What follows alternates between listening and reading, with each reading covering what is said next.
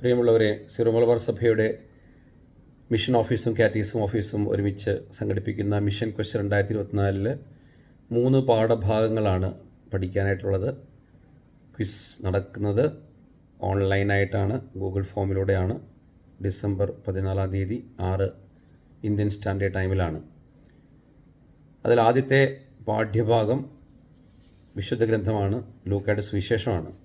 3-ാമത്തെ അധ്യായം മുതൽ 17-ാമത്തെ അധ്യായം വരെ ഭാഗത്തു നിന്നാണ് ചോദ്യങ്ങൾ വരുന്നത്. അത് നമ്മൾ സ്പെസിഫിക്കായിട്ട് പറഞ്ഞിരുന്നു, യേശുവിൻ്റെ മിഷൻ ചിന്തകൾ അടങ്ങുന്നതായിരിക്കും ക്വിസിൻ്റെ പ്രധാനമായിട്ടുള്ള വിഷയമെന്ന്.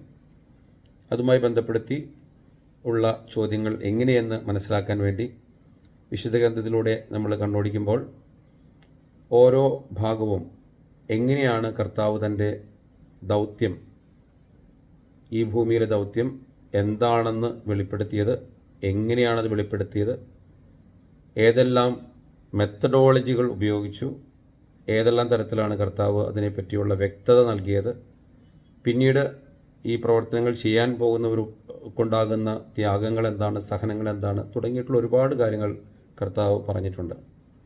സ്പെസിഫിക്കായിട്ട് പോയാൽ സ്നാപക യോഹന്നാനാണ് യേശുവിൻ്റെ മിഷനെ പറ്റിയുള്ള കാര്യങ്ങൾ വ്യക്തമായിട്ട് സംസാരിച്ചത്. പിന്നീട് കർത്താവിൻ്റെ മാമോദീസായുടെ ചിത്രം നമ്മൾ കാണുന്നുണ്ട്.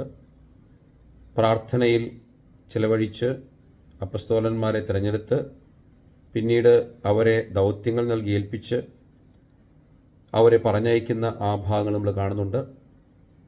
12 പേരെ അപ്പസ്തോലന്മാരായിട്ട് തിരഞ്ഞെടുത്തു. പിന്നെ 72 പേരെ മറ്റ് ശിഷ്യന്മാരായിട്ട് തൻ്റെ ചുറ്റുമുള്ള ഗ്രാമപ്രദേശങ്ങളിലേക്കും പട്ടണങ്ങളിലേക്കൊക്കെ അയച്ചു. അവിടെ കർത്താവ് തൻ്റെ ദൗത്യം അവരെ ചെയ്യാനായിട്ട് പഠിപ്പിച്ചു.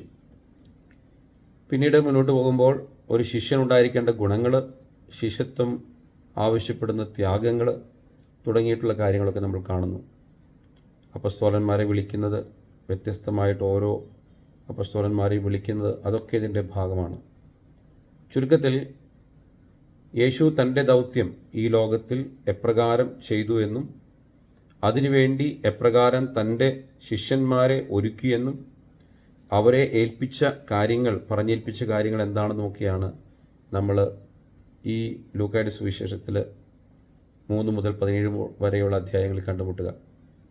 നമുക്കറിയാവുന്നതുപോലെ ലൂക്കായുടെ സുവിശേഷം മറ്റ് സുവിശേഷങ്ങളിൽ നിന്നും വളരെ ലളിതമാണ്. അതുകൊണ്ട് തന്നെ പരീക്ഷയ്ക്കുള്ള ക്വിസിനുള്ള ചോദ്യങ്ങൾ വളരെ ലളിതമായിരിക്കും. നമുക്കെല്ലാവർക്കും അതിൽ പങ്കെടുത്തുകൊണ്ട് ഭാഗം നന്നായിട്ട് ചെയ്യാം.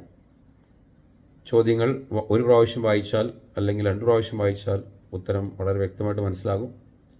75% ചോദ്യങ്ങളും വളരെ ലളിതമാണ്. അതുകൊണ്ട് ധൈര്യമായിട്ട് ആ ഭാഗത്തെ പറ്റിയുള്ള ക്വിസിൽ പങ്കെടുക്കാനായിട്ട് സ്നേഹപൂർവ്വം ഓർമ്മിപ്പിക്കുന്നു. Hearty welcome.